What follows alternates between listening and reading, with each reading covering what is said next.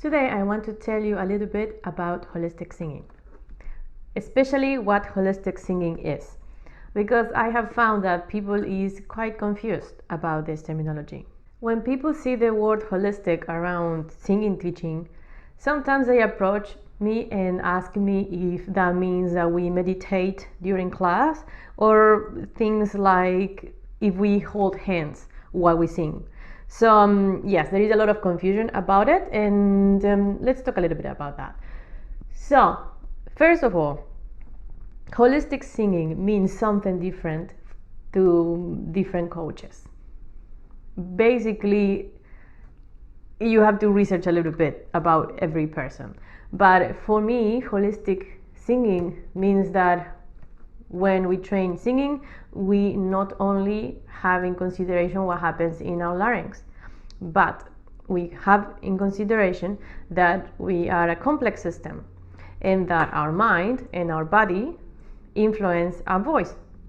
So, for example, every different breath you take, every single breath you take is different, and every breath you take prepares you for something different. For example, if you are going to lift something heavy, just imagine that, immediately before, without thinking about it, you take a high breath and quite an energetic one, something like this. And that prepares your body to be able to lift that heavy thing without you damaging your organs, for example. Now, what happens if we use the same breathing for singing?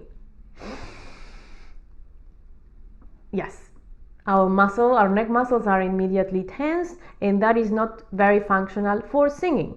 So in holistic singing, we have these things on mind, for example, and we train the body and the mind to set up the singing instrument for singing rather than for other activities, because that is one of the main problems when we start learning to sing, that we try to sing from an instrument ourselves that is not wired to sing. We have to train for it, because singing at a high level is not as natural as you might think.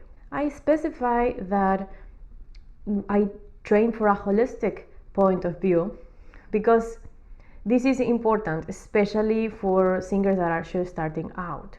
There are a lot of singing methods that really focus on what happens specifically in the voice muscles, and that is great, that's necessary, but sometimes you need to set up the conditions for that to happen before.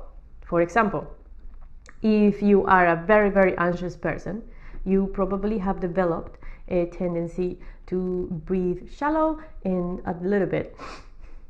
So that is constantly preparing your body to escape, right? And that doesn't set up the necessary conditions for your muscles to work properly. So if you just go and practice a lot of singing exercises, just by repeating the exercises without having anything else in considerations, then the exercise won't work for you, okay? Because you are working with the muscles in a different way. It's very different practicing, for example, beginning exercise, lip trills, from a nice relaxed breath like this, rather than,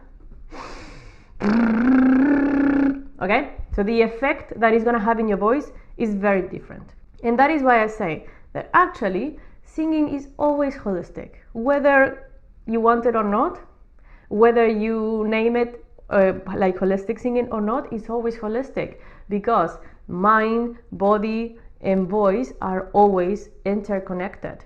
So after this introduction, what I'm going to do is you're going to find an audio track and you can follow along. This might be your first holistic voice lesson, and you're going to see that in this lesson we are not too worried about going super high or super low, because that should not be the point of vocal training at the beginning. You can't really force your voice or your body to produce high and low notes from forcing it, because you are going to be creating a lot of stress.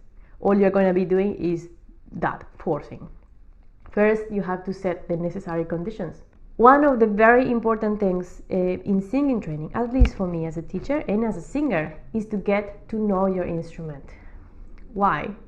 Because the voice muscles that you need to train to sing at a high level are muscles that are not directly voluntary. They are indirectly voluntary, and you can influence them through your mindset, through your sensations, and through external movements, but you can't directly change them, okay?